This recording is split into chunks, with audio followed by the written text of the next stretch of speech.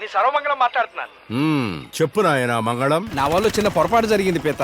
10:30 కన్నా ఓ నిమిషం ముందుగా ఇంటర్వ్యూ గదిలోకి వెళ్లాల్సి వచ్చింది. మస్తు ఇబ్బంది పడి పరేషాన్ అయిన పీత. అరే ఇట్లా చేస్తే ఉద్యోగం ఎట్లా వస్తుంది రా భయ్ నీకు? వచ్చింది పీత.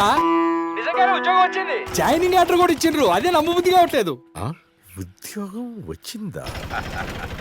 అయితే నీకేదో అద్భుత శక్తి ఎదురొచ్చినట్టుంది. యాద్ చేసుకో.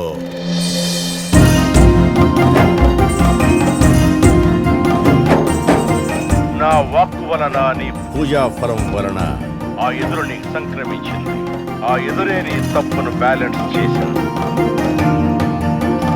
ఇక నుంచి నేను చెప్పినట్లే ఫాలో అవ్వు. అర్థమైందా? గట్లనే పీత. భలే మేనేజ్ చేశారు పిత. పుత్ర, ప్రతిదానికి మన దగ్గర ఒకటి ఉండాలి. పని అయితే ఈయనెందుకు చెప్పాలి, కాకపోతే కానందుకు చెప్పాలి. తెలుగు తక్కువ వాళ్ళని మేనేజ్ చేయడు ఈజీయే, మరి తెలివైన వాళ్ళని మేనేజ్ చేసుడు ఎట్లా పిత? వాడికి తెలివి లేదా? తెలివి లేకుండానే ఇంటర్వ్యూలో సెలెక్ట్ అయ్యాడా? ధైర్యం లేకుండానే శ్మశానంలో పడుకున్నాడా? వాడికి తెలివి ఉంది, ధైర్యం ఉంది. లేనిదొక్కటే వాడి మీద వాడికి నమ్మకం. దాన్నే ఆత్మన్యూన్యతాభావం అంటారు. అంటే ఆత్మవిశ్వాసం లేకపోవడం. ఇలాంటి వాళ్ళని ఎంత తెలివైన వాళ్ళైనా సరే మనం ఈజీగా మేనేజ్ చెయ్యొచ్చు. ఊళ్ళోళ్ళందరి దిష్టి పోవాల. ఉద్యోగం వచ్చిందని అందరి కళ్ళు ఎట్ట తాకినయ్యో చూడు. పండు లెక్కుంటోడివి, ముఖం ఎట్టవాడిపోయిందో. టైంకు తినడం తెలవదు. ఊరిడిసి ఎప్పుడూ పోలే. ఏది ఆదుకుండదు. ఆడెట్ట బతుకుతాడో ఏందో. నువ్వు కూడా నా ఇంటర్ రారాదే. అక్కడికి వచ్చి నువ్వే నాకు దిష్టి తీయొచ్చు. పటేల్ సాబుకి 3 లక్షలు అప్పున్నాం కదరా. గవియకుండా ఆడకపోతాంరా. అయినా గీనే అతనయ్యిందే నాకు పొద్దు గడవదు. నువ్వే ఏడుకు ఉద్యోగం వేయించుకోరాదు. మంచి పిల్లని చూసి లగ్గం చేస్తా. అందరం ఈడనే ఉండొచ్చు. సర్లే, జల్దీ ట్రాన్స్ఫర్ చేయించుకొని వస్తుంది. అమ్మా, చీర మస్తు నేచినవే. ఇది ఉంచుకొని నా లగ్గానికి కట్టుకోరాదే. మార్కెట్లో దీని ఖరీదు 10,000 రా. 3 నెలలు నేస్తే గాని అంత డబ్బు రాదు. నాకు గిట్టాంటి చీరలు నేసే అదృష్టమే కాని కట్టే అదృష్టం లేదు బిడ్డ. ఏంట్రా ట్రైనింగ్ ఎప్పుడు? రేపే అన్నా, సాయంత్రం బయలుదేరుతున్నా.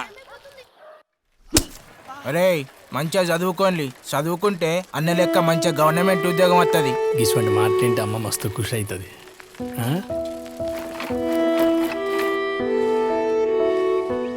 అమ్మా, ఈడున్నావా?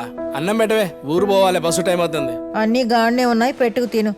నీకు అన్నమే పెట్టాలనా బట్టలే సర్దాలనా? ఏమైంది అలా గిట్ల మాట్లాడుతుంది?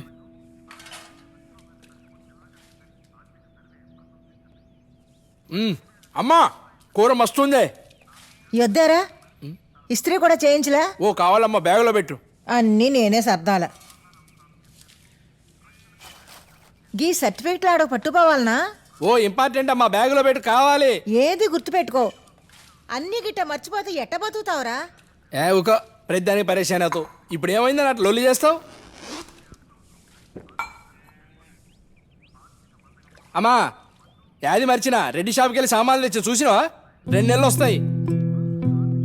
అమ్మా, యాదిగాడికి చెప్పేటినా, ఏదైనా పని ఉంటే పిలువు, వస్తాడు. సప్పుడు చేయదేంది?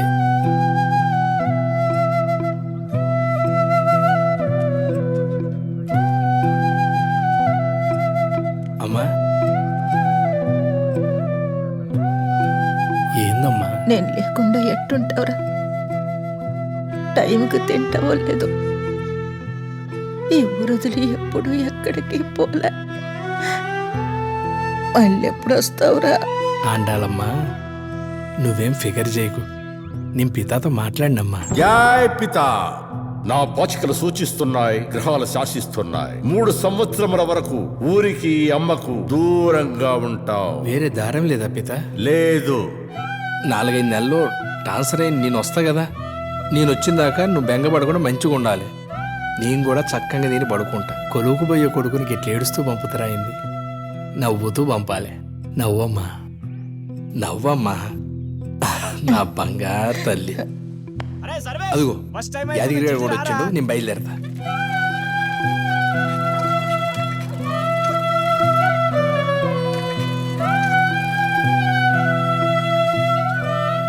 అరే గా పోరి నీకు నిజంగా నక్కురా. మన సూర్యబాబు యాదుకులేడు. వాళ్ళన్న వాళ్ళది జబర్దస్త్ పెంట్ హౌస్ ఉన్నది రాడా. హైలైట్ ఏంటంటే వాళ్ళ ఇంట్లో 4 రోజులల్లా యుఎస్ పోతుర్రట. 2 కూడా గంటన అవసరం లేదు. ఆ ఫ్లాట్ నీ సొంతం అనుకో. పాలు పొంగించి నీకు దివ్యమైన ముహూర్తం చెప్పు పిత.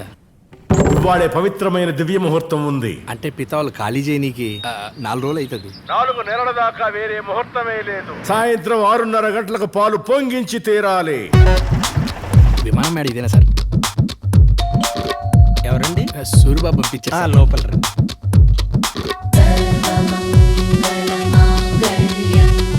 సార్ ఇక్కడ పూజ గది ఏడ సార్? ఇదిగో ఇదే. ఒక్క నిమిషం. Thank you sir. ఇక్కడ వంటగది ఏడ సార్?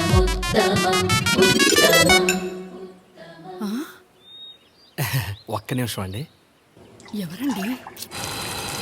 నమస్తే పిత. మీరు చెప్పినట్టు పాలు పొంగించా ఇంకా బయలుదేరొచ్చా? యాడికిరా బయలుదేరేది? గెస్ట్ హౌస్ కు పిత. ఈ రాత్రికి నువ్వు ఆడనే నిద్రపోవాలి. ఆ. సార్ మీకు అభ్యంతరం లేకపోతే ఈ రాత్రికి ఏ మూల పడుకొని వెళ్ళొచ్చా? ఏదో ఒక మూల కాదురా, పిత. నైరుతి మూలనున్న గదిలో మాత్రమే పడుకోవాలి.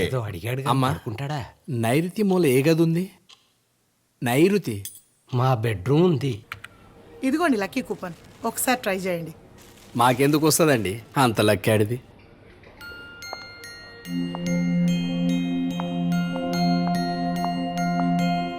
మీరు నిజంగా లక్కీ అండి. లక్కీ డ్రాలో మీకు ఫ్రిడ్జ్ వచ్చింది.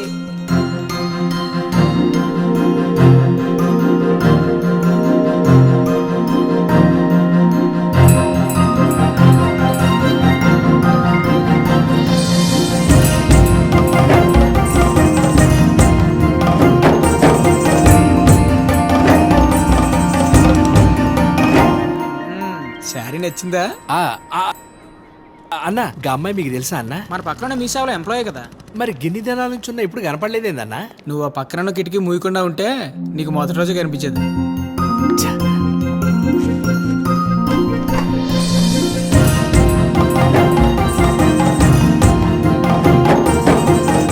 ఏంటండి ఏంటి పిల్లగాలు తగిలితే పడమడగాల ప్రమాదం పోతుంది ఏంటండి? రాత్రి ఫోన్ చేస్తాను నేను. అబ్బబ్బబ్బబ్బబ్బా, సంవత్సరం క్రితం తాళరేవు పక్కన 10 సెంట్లు స్థలం కొన్నాం కదా, అది ఇప్పుడు సెంటు 2 లక్షలు పలుకుతుందంట. మనం కొనగల వచ్చే బాబా ఆ మధ్యలో 10 లక్షలు బాబు భూ కైలాష్, నీకు మార్కెట్ అర్థం అవటం లేదు. ఈ రోజుల్లో భూమి మీద ఎక్కడ భూమి కొన్నా ఆ మాత్రం పెరగడం కామనే. సంవత్సరం క్రితం పెద్ద రేవు దగ్గర సుబ్బరాజు గారు లేఅవుట్లో కొనమన్నాను, గుర్తుందా? ఇప్పుడు గుర్తురాదులే. అప్పుడు కూడా సెంటు లక్షే. ఇప్పుడు 10 లక్షలు అంటే లేదు. నీ 10 లక్షలు అక్కడ పెట్టుంటే ఈ పాటి ₹1,00,00,000 అవును. బాధపడుకో. అసలు నీకు చెప్పకుండా ఉండాల్సింది నేను. కొంచెం ఓదార్చవయా. ఎంత బ్యాడ్ లక్ రా. ఈ ఏదో 4 రోజుల దాకా నిద్రాటది మనం ఇచ్చింది దెబ్బకి. జాన్ బాబు ఎలా ఇచ్చాను రా? మీరు సూపర్ అండి. జీవితాంతం కష్టపడిన ₹1,00,00,000 సంపాదించగలవా? నువ్వు ఊరుకోరా. ఆడు సునకానందం తీర్చుకోవడానికి నిన్ను గిల్లేసి వెళ్ళిపోయాడు. అడు చూడు ఎలాగ ఎంజాయ్ చేస్తున్నాడా. ఏదో, లేకపోతే నా ముందు ఆనందపడతాడా? ఒకళ్ళు ఆనందంగా ఉంటే చూడలేరు మీరే. నేనే కాదు, మా అమ్మ కూడా ఇంతే. నువ్వు ఆనందంగా ఉన్నాడు. ఊరుకోరు బాబా, నా గురించి ఎందుకు? వీడు దోలు తీర్చాలి.